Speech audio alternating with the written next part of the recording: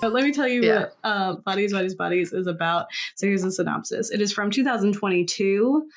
I think it was like one of the first movies we saw in theaters after the pandemic. When a group of rich 20-somethings plan a hurricane party at a remote family mansion, a party game turns deadly. And is directed by Helena Rain and has a wonderful cast of colorful young actors and old actors. Lee Pace, the oldest person on screen. Brilliant. So Bodies, Bodies, Bodies is a dark horror comedy that tests friendships and one's flimsy perception of self. It follows a group of wealthy 20-somethings who party in the face of destruction. It's also I will say, as it was giving like hedonism and the end of the world vibes too. Just fun. Yeah, it's very Mask of the Red Death. Yeah. Right? Like chaos outside and we're partying it up in our mansion that has way too many rooms and just like the few handful of us. Like, yeah, absolutely. And that's kind of the point as well, right? So under the influence of many narcotics, lingering resentment, and tense friendship politics, the party turns deadly after a murder mystery game titled Bodies, Bodies, Bodies ends in someone's real death. And it's like, uh-oh, now we have a real murderer. Also, who was the murderer in the game? That scene where they're like trying to decide who's the killer. Like, we've played werewolf a number of times, and I always find that fun because we always know when you're the murderer, when you're the werewolf, you get so red and you won't look at anyone in the eye. And you're like, what? No. What do you mean? It's not me.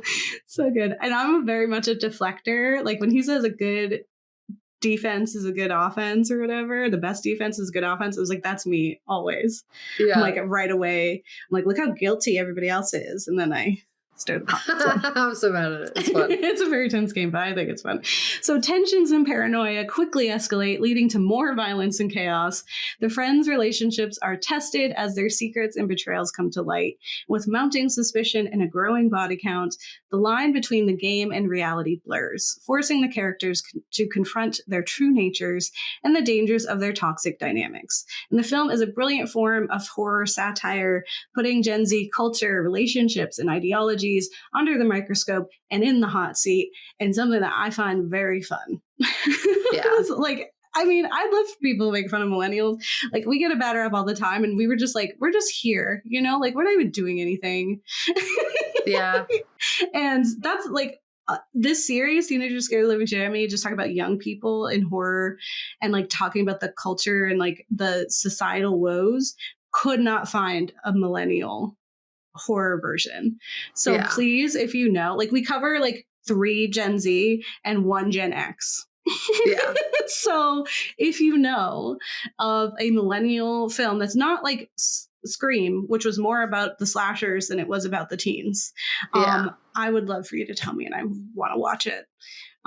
Like, specifically talking about like the culture of what millennials are, and I'd also want to know what our culture is. I don't know. So there are many things I appreciate about Bodies, Bodies, Bodies. From the first watch, I was hooked by its brilliant humor and sharp satire. I enjoyed the film's critical analysis of youthful toxicity, which is evergreen. That happens in all youth. It's perfect for a fun group viewing where you can laugh together at the sad, twisted young characters as they face the consequences of their action. It's very engaging in that way. You're just like, oh, everything is so sad and strong. And like, I remember just feeling that awkward and uncomfortable and uncertain. And then like big things are pushed upon that is like, oh. So despite its comical take on the generation's flippant attitude toward life and existence, the film handles the fragility of Gen Z with care and sensitivity. I think it did a very authentic take of like what people do in those situations. And especially like this generation, like it was very thought through, like every part of it. Like Kat was talking about before, just even like the clothing is intentional about what everybody is wearing, certain colors that are referenced and representing who people are and what they're doing. Like, I love an intentional film. And this being directed by a woman who is Gen X, talking about Gen Z, like it could have went a different way. It could have gone Absolutely. into like ranting, like look at these stupid kids these days narratives, and it didn't go there. I never felt that way. I felt like it's like it is so hard to be you. Yeah, Like, it was empathetic towards them. It was like, dang, you really were handed a short stick, and it's hard. We get it. Like, it makes fun of them, but like respectfully. yeah, like empathetically. Yeah, from a place of care, like I know it hurts, buddy. I'm so sorry that it hurts you. But that's life sometimes, right?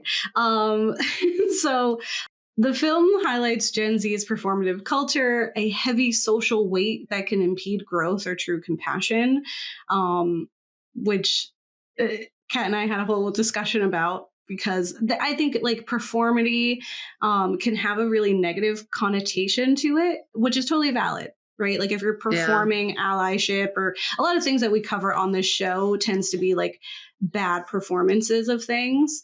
But that's not really the case. That like what I was thinking is more of like, there are roles that they have had to learn to play. It's like masking, essentially. Like there's specific masks that they have to wear. Vibe. Yeah. Excellent. So the performity of the characters stems from the weight of social conformities that they're expected to navigate. Gen Z, being the first generation fully online, have had their entire lives broadcast, captured, and performed on the internet. We have like Gen Alpha and the ones to come that are like even worse off for that. Like we have some really scary like influencer moms out there that are like all kinds of scandals occurring, right? And there's a lot of ethic conversations about putting young people who can't really consent to being on the internet that way. But I mean, like every part of like Gen Z's life is online to some degree. Like we even have like internet ultrasounds. So even before you get here, like people are some digitized. Yeah. We had like a brief, like we were in that like movement too. So we still have an attachment, like an authentic attachment to analog. That like to them is like science fiction in a way. And they adhere to their own set of social rules, which when combined with technology, emotional distance, and significant societal issues often leads to the performative allyship and care. Like there's a lot that they have to juggle. And so then it does become a performance because it's too much to keep up with, right? And it's driven by the social expectations rather than genuine feelings. Like I just feel like they don't have the time to develop genuine feelings because like internet culture is fast moving, right? We talk about like our attention span is not there. It really is that like we have to keep moving and things change. Like I've watched Doja Cat get canceled in the morning all the way into the point where she was uncanceled and celebrated by the evening on Twitter in the Wayback Machine. She's been canceled like 3 other times since then. But like in the span of a few hours, her career was over and then it was lauded. It was like anything can happen, right? And they've seen this happen their whole lives. And they're like, everybody knows everything about you and also nothing about you because it's all fake. So, you know, despite their wealth and privilege, the characters are still young and often shallow, reflecting the influencer generation that is perpetually online and unable to fully disconnect from their social media personas. Because it's almost a bit it's an extension of self that they don't always turn off because the cameras are always there. Yeah. So in the opening scene, we have Sophie and her paramour B that are embracing in an up close and very long makeout session. Lots of tongue. It's like like the first scene is like, okay, gotcha. And it's this makeout session that like, you know, they you know, uncouple and then they're like lounging there in love, giving each other love eyes. And Sophie confesses her love for B, her girlfriend of just 6 weeks. And I was like, oh, that's just being the lesbian. Which is like the joke, a part of that too, right? But I think it's also like the fast pace of like youth. Like you think you're in love immediately because you don't know what that is.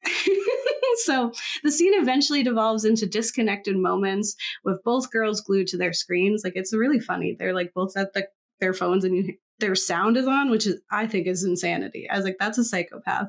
It's like no, it's a thing. People do that. Some people do like it. I also hate it, but like my brain. Mm-mm. Yeah. I'll accidentally have it turn on and I know like a second I hear like a click, I was like, oh no. Yeah. Well, it's also like, okay, so you know how like millennials hate phone calls, but Gen Z don't like phone calls, but they do like FaceTime. Yeah, they like video calls. Yeah, so it's just like, you know, it's like this whole difference between our generations of like sound 100%. Yeah. I'm like, no, that's invasive. Yeah. Stop yelling at me. I'm sorry that I'm here and I'm trying not to bring any attention to myself. Yeah. And then Gen Z is like, we're here. The party started. And I'm like, oh my God, I love that for you. I really wish I could exist. I wish I could exist as loudly and proudly as you all. Yeah. It's like, I love that so much for you. And I'm just like so envious. So, I found Kat found a lovely article because I was like trying to get my words together, and then I was trying to convince Kat why I put this on the list and why I was like, we need, like, I've been asking to cover Bodies since we saw it in some shape or form, and like it just never made the cut. And I was like, let me tell you why it's so like what it's doing and why it's just like transforming my mind. And then in my explaining it to them, they found this great article that's literally just confirming everything I said. And I was like, oh, thank God I'm not crazy. Validation. Putting stuff into things that aren't here, which like, I do that. That's what our show is. But in an article on New York Times, feels like even more valid, titled Bodies, and Gen Z's Struggle to Connect IRL, Amanda Sandberg, who plays Sophie, shares on that disconnect, saying, Sophie is expecting B to perform this intense level of vulnerability, even though she perhaps has not earned it. And I think that's something that we expect now of everyone, because we all perform vulnerability on the internet, right? So like people get there faster and are expecting it faster because we need to get to the point. No one could just like let them cook.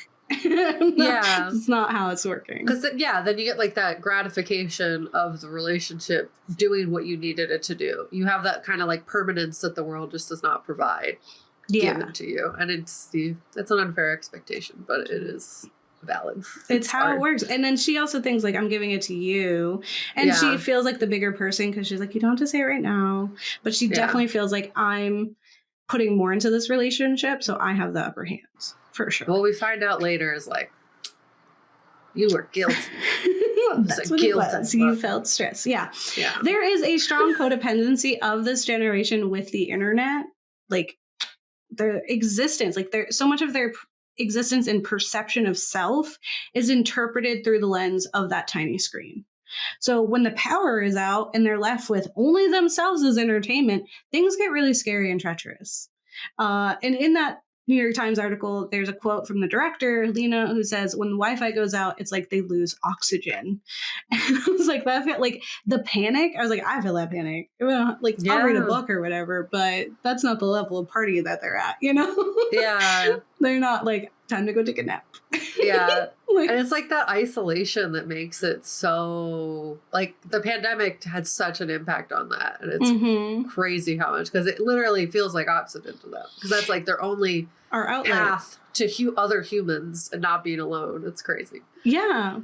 I think the film offers an honest portrayal of a generation that is non-confrontational and deeply entrenched in internet culture.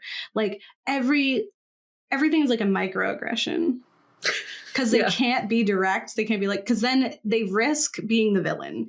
And that's such an important, that's like the big thing is perception.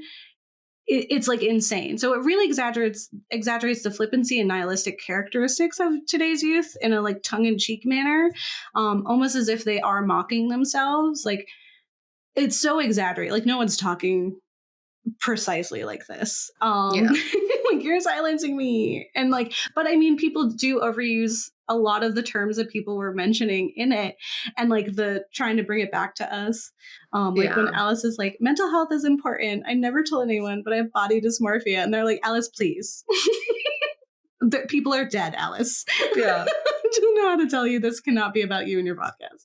Yeah. But much of their interaction revolves around trying to be politically correct and avoid being labeled as wrong because of that, right? So for this generation who has seen the results of a social witch hunt, right? The damage that can be done if you are canceled, it can seem even more terrifying than death, right? Yep. Like that is a heavier, like we talked about, your legacy and how important that is, right? So the characters are constantly wielding weaponizing language to portray themselves as innocent or the victims in the situation, while simultaneously disregarding the humanity of their supposed friends.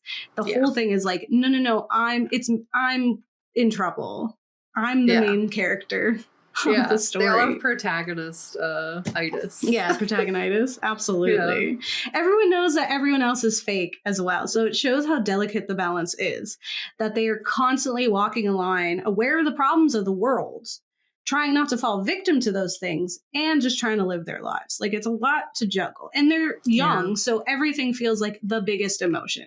Like, they're like 20-somethings, early 20s. They're like, they just got here. This is like an assassination nation in which she's like, don't be mad at me, I just got here. That's them. Right? And consider TikTok, right? If your algorithm is doing a good job, then you can be inundated with the horrors and nightmares of the travesties that are happening in Palestine right now in one short 30-second clip before scrolling and given instant access to a silly video of someone's dog deeming today a no bones day. Like, in one moment, ripped apart. In the next, we're giggling, right? Like that, like constant, like manipulation of our emotions is damaging in the long run. Like, it's just like a crazy, people weren't made to do that. Like, we don't have the capacity to like be unharmed by, that change, the drastic change. It removes our anger from it too. Like, it stifles it in a way. Like, the one activist I follow is Matu Gwendolyn. Like, her whole thing that she talks about is that literally like how we receive information and then like are dissociated from the emotion attached to it immediately because we're fed something totally different. It really messes with our like cognitive development and our ability to like think about things and feel those emotions authentically. So it's like, legit, you are correct ultimately. Yeah, like it like doesn't disconnect, but it kind of desensitizes us in a way. Yeah. Because it's so easy to move forward. Yeah. And so you don't like actually have to deal with the issue. You just keep going. So that fluidity and constant switching of emotions can have damage. And we can in one moment feel the full weight of trauma and then in the next laugh. And the film embodies that experience because in the face of tragedy, literal death, not bodies, pretend death, you're laying on the floor, literal death, these people can quickly shift, disassociating to protect themselves. Stenberg expands on this cognitive dissonance in that article, saying the point is not to say that Gen Z is not intelligent or sophisticated, but rather to provide a commentary for how absurd the circumstances are. And following up with that, director Rain continues, we can totally live in the face of death and still speak about things that are so unimportant, but so big to us. I find that funny and tragic, of course, at the same time. All right. And that's what they're doing. Because in one moment, someone is dead. And then the next, they're like, but me. Like, don't forget, I'm here and I'm hurting. It's about me. Your boyfriends are dead, but it's fine. And they have to be on their best behavior, which means that they don't feel safe or comfortable being open, honest, or vulnerable with each other, which is like the biggest thing about the friendship and relationships that are here. So Bodies, Bodies highlights the challenge of maintaining authenticity in an age of performative social interactions. And the director explains that I think we live in a time where we're all very narcissistic because we're constantly on camera. Right now, we're constantly aware of how we look, and that is, of course, unprecedented, right? Normally, that was just actors or musicians, and now it's all of us, especially these kids who are wealthy. Like, they probably had access to, like, the phones and that stuff way before normal people, right? Yeah. We have watched many social movements grow, starting at a place of strength and retribution, right? So for this generation to see the #MeToo movement blossom, amplifying the voices of women everywhere, revealing a shocking number of most women having suffered some form of sexual abuse or inappropriate behavior in life, in the workplace, literally all aspects of our existence. And then to see just recently, Harvey Weinstein, a large proponent of this harm, have his sex crime conviction overturned, right? It gives whiplash and it's deflating. right? So for Gen Z to have watched and championed healing and growth with acknowledging phrases like gaslight, trigger, toxic, and silencing, and then see them evaporate into irony, to being overused, and that like the persistence of this language results in its meaninglessness. We devalue those because it's getting twisted, it's being reworked into what it becomes, right? Co-opted. Yes. It just like, just misused, and then it becomes less heavy and impactful when it's actually brought up. When the character Emma says that her boyfriend David is gaslighting her, she's like, he's always gaslighting her. He, essentially responds that that's meaningless. He's like, you just learned some words on the internet and you just paired it out. You've never had an original thought in your life, which is like an insane thing to say to your partner. And he's just like, be more original. Like, he's just like, your mouth opens and the internet comes out of it. And he's not wrong. Like, they're all that though, like him included. Like his response to her, like when he's just like, what's next? You're going to say that I'm like a soldier for like a foot soldier for the white supremacy. And I was like, you kind of are, buddy. And like, just because the terms and stuff has been misused and kind of like minimized doesn't mean that the action and the things that had initially instigated those responses aren't also as true. It's just like, maybe we need different words for them. Like, the film is laced with these words and phrases that are pathetically weaponized. I'm an ally. Alice responds to when Sophie brings up, honestly, again, playing victim, but it's not a bad point where she's like, okay, when the black girl has a coke problem, like, we need to get her into rehab. But my best friend, who was a white man, has an incredibly bad coke problem. Alice over here is on so many drugs and just miscellaneous things. They're okay. And she's like, okay, first, I'm an ally, because like, that's what's scary. It's not like, what's scary is you dubbing me like the problem. Not that like I am an enabler, that we have been doing lines this whole time and you told us that you were sober. And we're supposed to care about you. Like, it's insane. They say you trigger me, you're silencing me. Again, Alice, she stole the show. Every time she opened her mouth, you're literally silencing me. She's so funny. He's a Libra moon. That says a lot. It like paved the way for bottoms. For I like, love Rachel. So good. Don't do anything bad, Rachel, please. God, oh my gosh. Those are just some few of the instances that bring really big laughs. It's so fun. It is easy to laugh at this group of friends as they struggle to hold on to the idea of victimhood, fighting not for their lives, but their perceived identity. Like, when Jordan shoots Alice, and Alice is like, you literally shot me. And she's like, no, I didn't. And she's like, holding the gun. She's like, you shot me with that gun in your hand. And she's like, no, I didn't. I was like, your parents are upper middle class. There's so much where I'm like, she was just like going, and it doesn't feel like a lecture. It feels like we're all in on the joke, including the people that we're making fun of. And that feels way more authentic than like, Assassination Nation being like, don't sexualize young people. And I was like, but what are you doing? But you are. This is like actually not sexualizing the children. And it's like just talking about how hard it is to be them and exist. But like the fact that the real fight isn't even like, I'm worried that someone might kill me. It always comes back around to like, I can't trust any of you because you're all fake. And I know that because our friendships are all fake and I'm the victim. Anytime someone dies, it comes right back around to that, because it is far more deadly to be labeled as a gaslighter than it is to literally die. Right? Death is temporary, but being canceled is infinite. Right? That is your legacy. That is forever. But one thing I did want to mention, because I like to add on a little tangent.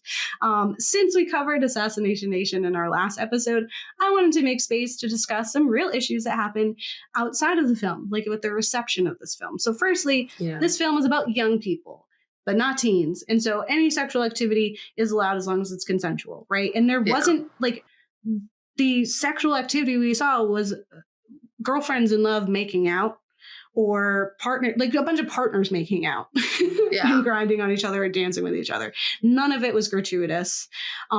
So I just want to put that out there first. Like already. It all served a purpose. Yeah. It was a part of the plot. Like, yeah. But like intentionally so, and not to be disrespectful to the actors or the story. Yeah. Not like in the same breath that you're trying to like say something. So when we covered Assassination Nation, my biggest critique was the over-sexualization of the teen girls. It was purportedly empowering.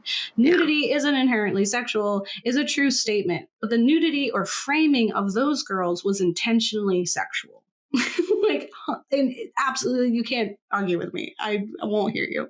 Bodies, Bodies, Bodies features some sexual situations, right? But every bit was important to the story and was not overdone in any way. I never felt like, this. Like, no shots lingered on parts of bodies, right? Yeah. Like, there's no angles that was like, let me get their butt in the frame. Like, it wasn't anime framing. It wasn't fan service. Yeah. It was not fan service, which is like the big thing, right? There's plenty of opportunities where they could have done that and they didn't. And I do think like having a woman director at the helm is an influence of that. And just like that's not what the story was supposed to be about, right? Yeah. The actress who plays Sophie, Amanda Stenberg, experienced the impact of our toxic sexualizing culture firsthand, because this is what Assassination Nation was trying to tell us exists, right?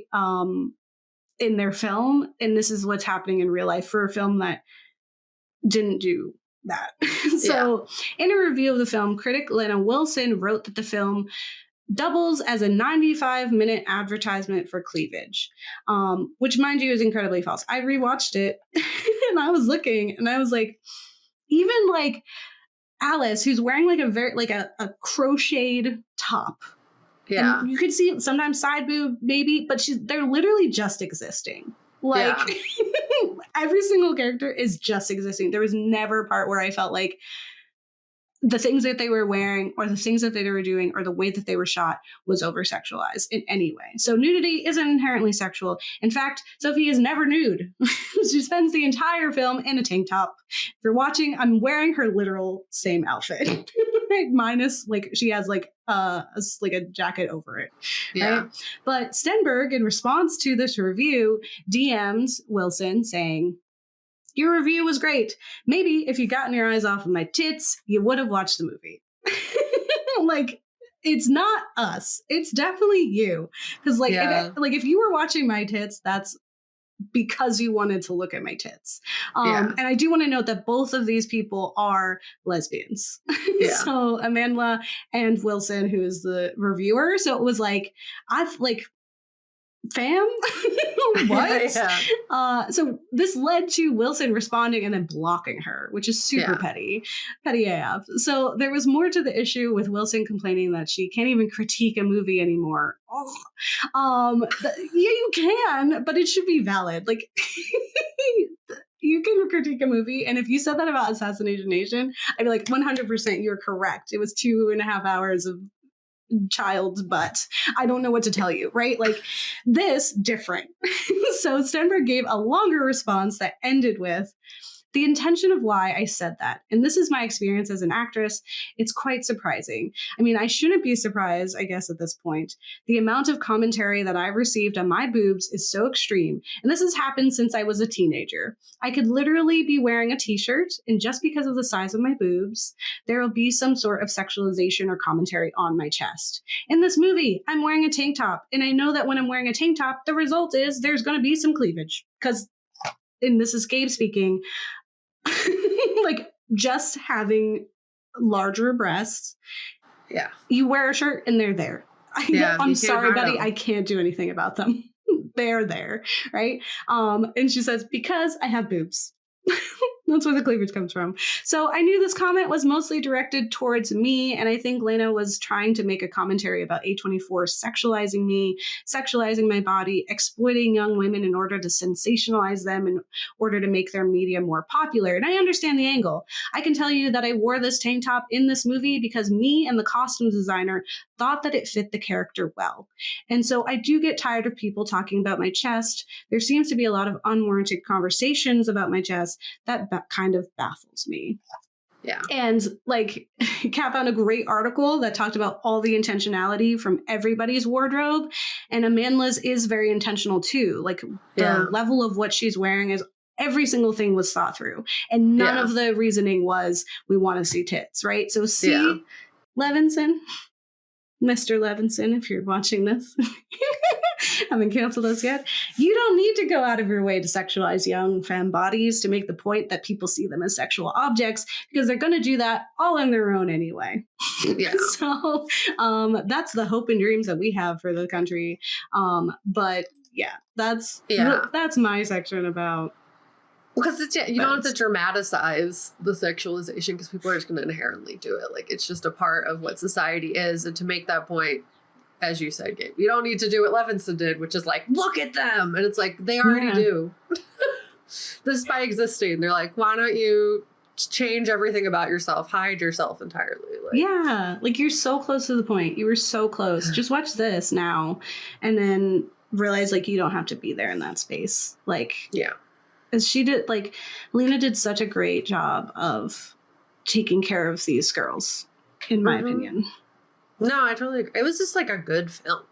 And I liked it the first time, I definitely did, but like I liked it so much more the second time, because once you know what happens, it just changes how you view it. It can be like a character study instead of like an, oh my God, what is happening? You know, who is it? Who did it? Yeah. Cause like once you know, it's like, oh, okay, I don't have to focus on the anxiety of that. I can focus on like, what are these characters like? What are they doing? You know? So yeah, it's just so much better. It wasn't better necessarily, but I just enjoyed the intent and meaning of it more the second time than I did the first time. So it's just like a cool film ultimately.